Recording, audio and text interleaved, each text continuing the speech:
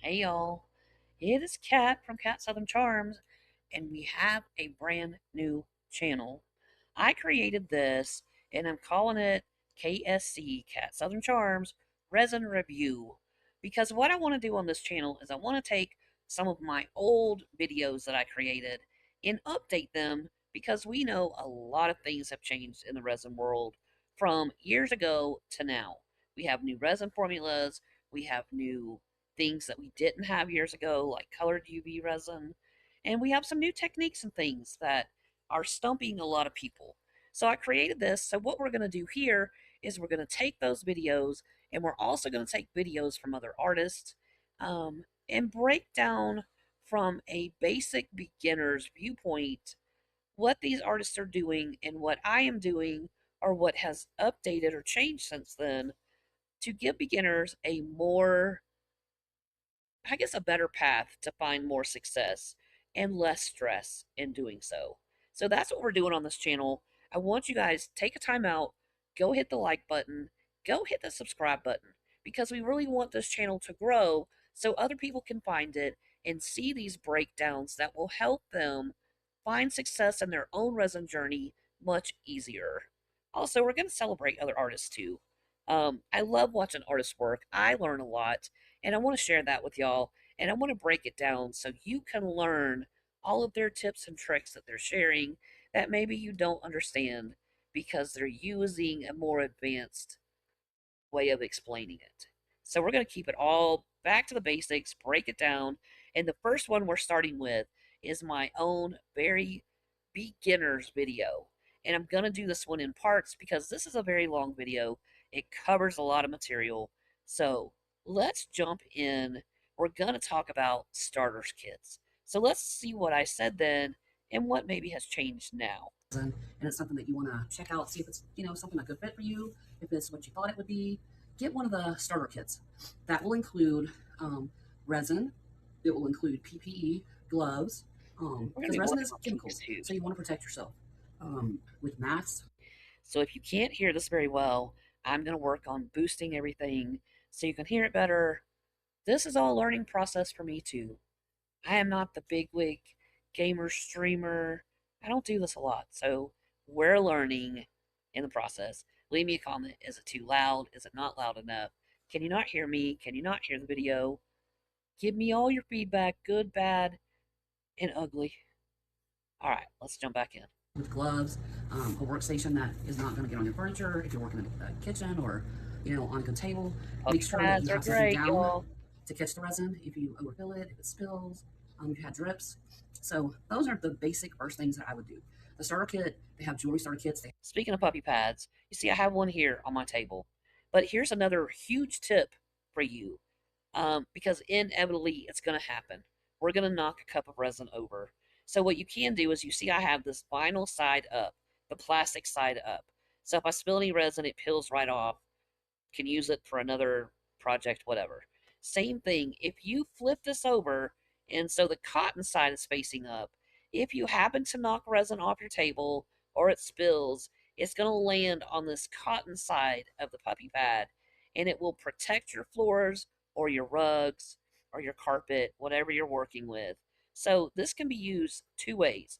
Vinyl side up for doing your resin projects.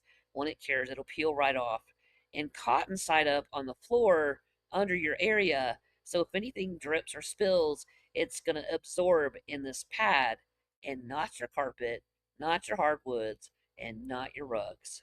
So there's pro tip number one. Let's keep going. Have coaster kits, whichever suits you best, and what you're looking to do. Do you want to make coasters? These are some that I added things to in a test. We'll go over that in a little bit. But do you want to make coasters or do you want to make some jewelry? Um, and we have different jewelry molds that you can get, different ways to do that, and we'll talk about that too in a little bit. But I would definitely start by getting a starter kit. They're not going to break your bank. It's going to have everything you need. Let's talk about that real quick. I get a lot of questions in my group. People message me questions, and I hear a lot of people that just joined the group. Finally, I got all my stuff so I can start. Well, they've been going out and they're investing individually. They're buying molds. Then they're having to go get some colorants. Then they're having to go buy resin. What these starter kits do is twofold. One, it gives you everything you need to start. it gives you the resin, it gives you colorants, it gives you the molds. So you have everything you need in one box, including gloves, which you see hiding over here, to protect your hands. Um, it's all in one kit. So you get the kit, you have all you need to begin learning the basics. And that's another thing. These kits are designed to help you learn basic foundational things you need to build upon, excuse me, when you start your resin journey. So, what are the basics? The basics are measuring resin, mixing resin, and adding colorants. Those are the three basic things you need to learn when you're just starting out on your resin journey. Because if you don't measure correctly, your piece is not going to cure. You measure resin by volume, not by weight, unless the instructions tell you otherwise. Okay? So you need to read the directions and follow whatever that brand tells you to do. Second, learning to measure it, but then how to mix it. Because mixing is not a timed event. You don't set a timer and mix, and then when it goes off, you're all good. No, you mix until it's clear and there's no streaking or what I call jellyfish floating around.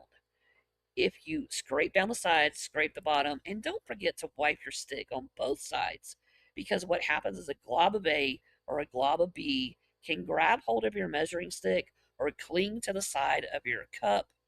And if you're not scraping that down and getting it off your stick or off the side or the bottom, and you pour your resin into your mold, you're going to have a glob of A right here. Everything else is going to cure. This is not going to cure because it was not combined with the rest of the resin. So that's how you prevent. If you're getting weak spots, and I get messages about this, you know, everything cured fine, but this one little area, what did I do wrong? Usually it is a mixing problem. So make sure that you scrape down the sides, the bottom, and your stick at least twice while you're mixing your resin. That will help prevent this issue from happening.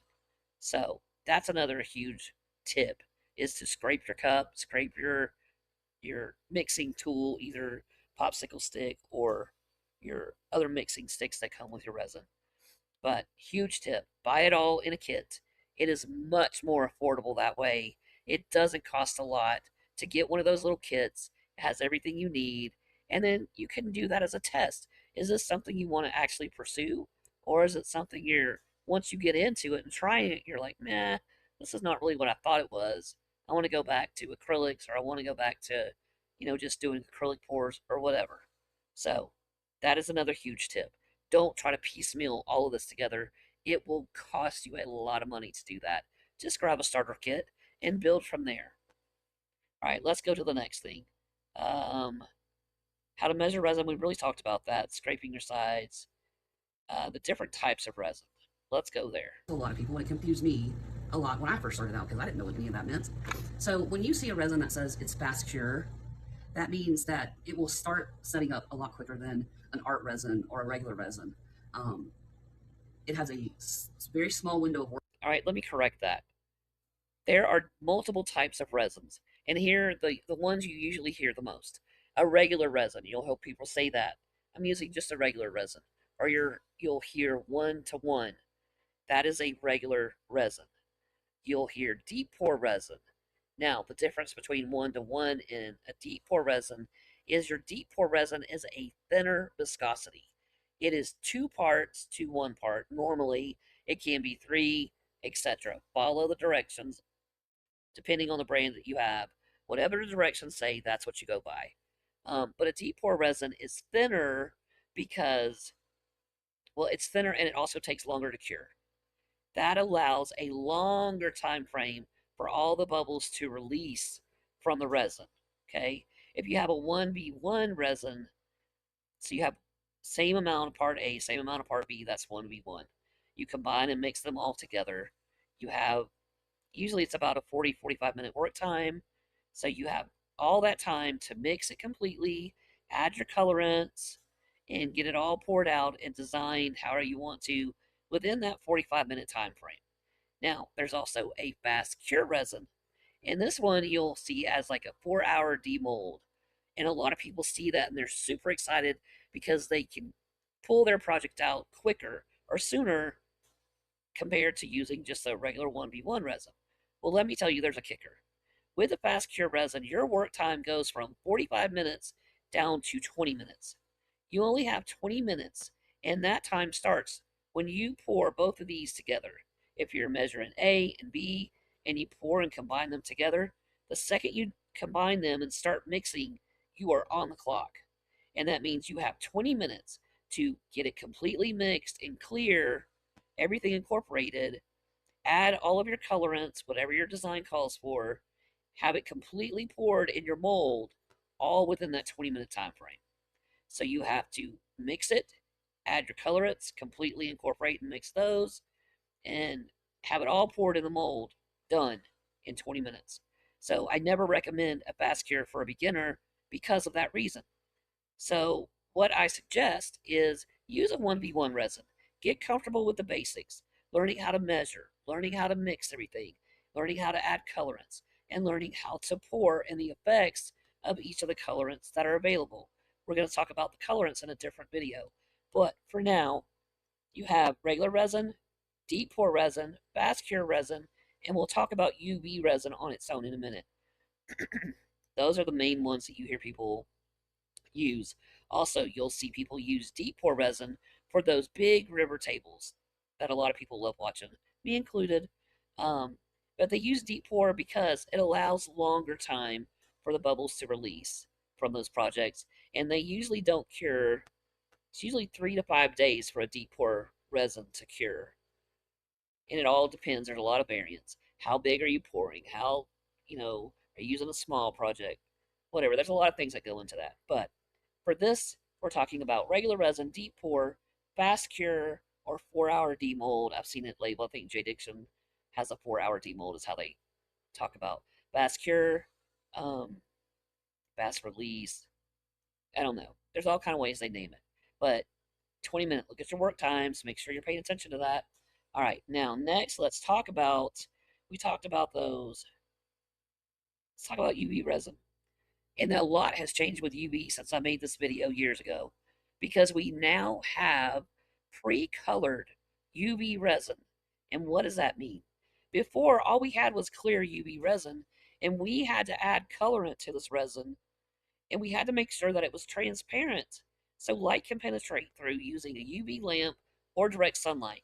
But you had to make sure it was see-through so light can completely penetrate through so it's cured properly. Now, today we have these pre-colored UV colors that are formulated to, even though they look opaque and solid, they're formulated to cure under a UV light or indirect sunlight with no issues. And I have tested them and they work perfectly. It takes all the guesswork out of you coloring your own UV, so you're not having to wonder, is it transparent enough? Am I going to have issues? Just use the pre-colored stuff. That has been a game changer in the UV world. I promise you that. Um, what else are we talking about? Let's go back before we get to bubbles. Let's talk about resonant, and I want to go back to where that cup is. Do, do, do, do, do, do, do. Where is it? Let's put it around here. Let's see what we're talking about here. Come on and load. And your piece doesn't turn out as good as you wanted it to. So there's a tip for that. If you're going to use fast cure resin, make sure you set out one in your mind. You know exactly what you want to do. So you're not talking about weight. Okay. So if you have yes. Let's talk about this. Y'all see this line cup that comes pre-measured and it's got the lines on it? These are great, but let me warn you. I've had people come to me and we have had to troubleshoot because all of a sudden their pieces stop curing like they were before. And the common denominator was these cups. They either got them from Temu or they got them off Amazon. And sometimes, not very often, but sometimes these lines can be off. So if you get a new batch of line cups in that you ordered, just check them. Just, get a scale, measure out an amount, double check it against the scale, and make sure it's accurate. Excuse me. Because what we found is sometimes these lines are not accurate. So they pour 3 ounces and then they pour, another 3 ounces, they think, but it's not accurate. It's off. So their pieces stop curing properly. So that's just a little tip, side note. If your piece has stopped curing and you've got a new batch of cups in, just double check to make sure these are accurate. Um, the other thing I want to talk about with this is the flash cure. Let's see if we get to. So it's equal parts. And it doesn't matter if you use a About cap, measuring. same part. Resin is usually volume, the same amount in each cup. The same. You could take a ruler, draw an inch, or measure an inch, draw a line. Take a ruler, measure an inch, draw a line. You pour the A to that line, B to that line. That is measuring by volume. It is the equal same amount, not weight. Because if you notice, resin, the two parts do not weigh the same. One is heavier than the other. So if you measure by weight on a scale and your scale is set to a gram, which measures weight, instead of a milliliter, which measures volume, or fluid ounces is volume, then your project's not going to cure properly. Your measurements will be off. So you hear us talk about that. That's what we mean. Double check your directions once again, because there are some resins that measure by weight. The majority are by volume. Double check, triple check your instructions. Follow those directions. And if it's different than what you hear a lot of us talk about measured by volume, but your brand says weight, go by what the directions tell you to do. Okay? So when it comes to flash cure, I want to talk about this. The other thing you hear us talk about is if you mix resin, Part A, same part B. As long as the exact same equal amount, not in weight, but in volume, then you're fine and your resin will set. So that's something that confuses a lot of people, because a lot of these cups do have weight measurements on it. Don't go by weight. You're just strictly going by volume. You could draw a line on a cup with no meaning whatsoever. As long as the exact same line on both cups, you're all right. all right. Here's one. Pre-measured cup, right? Talks about milliliters and ounces. This cup actually is for pure cure, and we'll go over that in a little bit. It's for an artist resin or just a regular resin. And you have to add in 3 different mica colors. Comfortable with how resin works. Pure resin. I suggest you have all of your cups laid out with whatever additives. Maybe I want to use this mica and this paste as one. Maybe I want to use some metallic. Maybe I want some chunky glitter. Make sure it's resin. Set it in a warm bath. Excuse me. For a few minutes. But let me tell you, if you do any of these heating up methods, your work time shrinks, because heat starts the curing. All right, what we went over in this part of the video is we talked about ways to get rid of bubbles or to lessen your chances of having to deal with bubbles, and one of those is warming your resin. Now, here's 2 ways you can do that. You can warm them in separate parts. So you take your jug, or you pour your amount of part A in 1 cup, pour your amount of part B in another cup, right? So then you put these cups in some warm water and let each part heat up. That's fine. It doesn't affect your work time if you do it that way. What I will say though is if you get this too hot, part A and part B, and you combine them, it's going to start curing and clicking that clock off a lot faster. So if you want to heat up your parts separately, you're cool. If you mix your resin together and it's all clear and you decide, I'm going to put it on a heat pad, or I'm going to soak it in, some warm water, because you never want to put this in hot water, because it's really going to speed up the curing process and you're going to get into a flash cure that way. So never put it in hot water. That's first. Second, if you're putting resin you've already mixed and you're warming it, you are starting the clock on your curing time a lot faster. When you heat resin up, it speeds up the molecular reaction, which part A, part B, for lack of a better term, start dirty dancing to create friction to fuse this into a hard plastic. That's how that works. So what you want to do is you want to warm each part by itself, then combine it and stir it, and you're going to run less risk of bubbles that way if you want to heat it up. That's my suggestion. Don't heat it once you've mixed the two together. Now, the next part I want to talk about is pouring resin. Let's see. Here we go. We have a 16-ounce cup here, and I think I talk about it. All right, let's People talk about using a heating pad, that they, will put their mold on a heating pad, they'll pour their project, and it cures faster. It's because heat activates that curing process. So, because if it's in a smaller cup, it's not going to start curing. There we go. The more resin, the faster the curing. This is the one I talk about.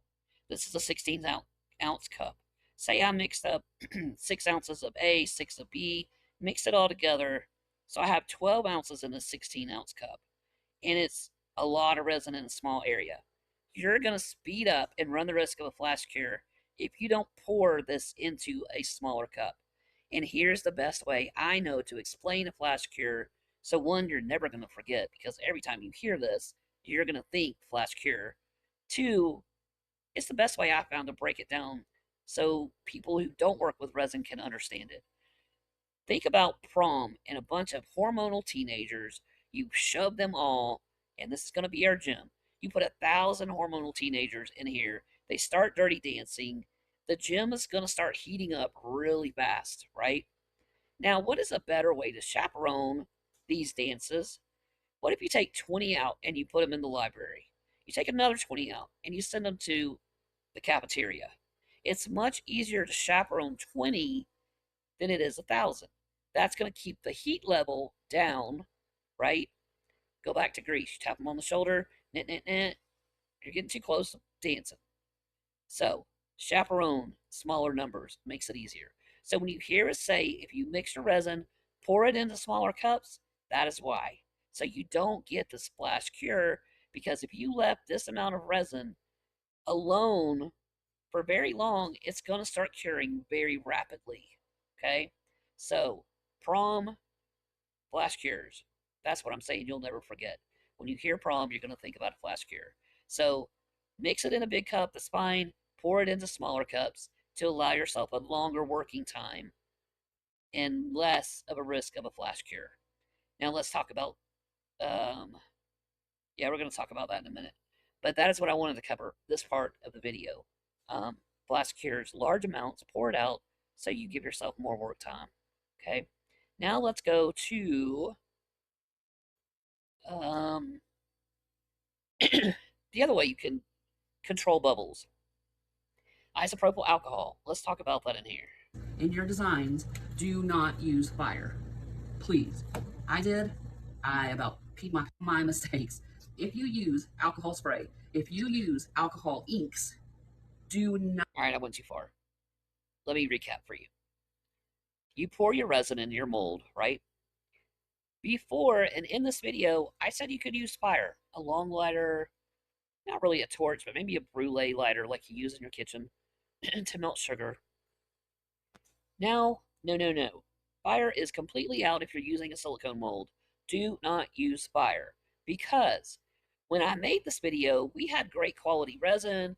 We were not seeing our projects meld to our silicone like we are seeing now today. Because what happened is years ago, resin got very popular and everybody wanted molds, right? There was an increase for demand. So what happened, sadly, is these started being factory created, which diminished the quality of the resin, of the silicone molds we're getting. So what we started to see happening, and including to myself, is using a lighter was creating a problem where the resin was melding to the silicone. They became one, and the only way to get it out is to rip your silicone mold. So this could be a brand new mold that you spent a lot of good money on, and your piece melded to the mold, and you have to take a razor blade or rip it to get it out. So that mold is ruined, or at least this section of it is ruined. So now we say no fire. Instead, we only use isopropyl alcohol. It has to be 91% or higher. And that is because the higher the percentage, the faster the alcohol will evaporate off. And if it's under 91%, the alcohol is not going to evaporate off. It's going to pool and puddle on your resin, and it's going to leave this film. I get that question a lot too.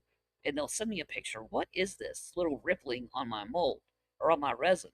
And usually it is because they did not use 91% or higher. So there was no evaporation off, and it just puddled and left that rippled effect on their piece. So remember, the higher the percentage, the faster it evaporates off, which brings us to the next warning. If you are using isopropyl alcohol, if you're using alcohol inks, and you're using an acrylic piece to make your design, or you're working on a canvas to make your design, where it's okay to use fire for bubbles, do not use fire with alcohol. It is going to poof. You're going to relive your 21st birthday in flaming shots like lemon drops. It's going to be bad. So, no fire with alcohol spritz or alcohol inks, or you're going to create a poof of fire that can catch anything around you that is flammable on fire. And I say this because we had this happen to one of our girls. It was not because of alcohol poof, it was from a flash cure. Her resin got very, very, very hot, and it set something flammable on fire that was close by, and it just went like a tumbleweed. It set other things on fire, and it just jumped to curtains, and it was a nightmare. So she's having to redo her house because of that. So please keep in mind, resin is chemicals we're working with. There is a danger to it. It is minimal if you do the proper things to prevent things from happening. Like when you sit down, check your area. Make sure there is nothing flammable around your area. Okay? No papers, no fabric laying around. Your curtains aren't hanging over your area on your table or draped over or whatever. Just double check it. Takes a few seconds. Keep yourself safe. All good. Don't use fire with alcohol.